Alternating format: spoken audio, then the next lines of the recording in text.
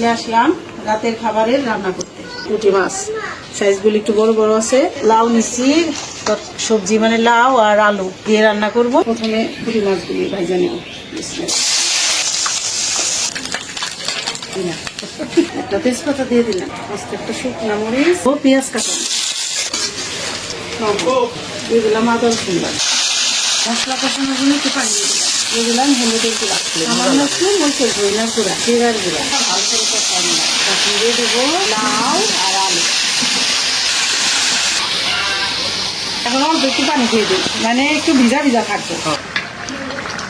এখন দিয়ে দিলাম পুঁটি মাছ ভাজা। পুঁটি মাছও তো এই সাইজ। হ্যাঁ, একটু জিরার গুঁড়া দিয়ে আমার এই যে মনে করো রুই মাছ আনে না, মানুষ রুই মাছ আনো, রুই মাছ এসছে আমার পুঁটি মাছ স্বাদ লাগে। পুঁটি মাছের তরকারিটা হয়ে গেছে, নামাই নি। লাউ দিয়ে আলু দিয়ে পুঁটি মাছ রান্না করলাম।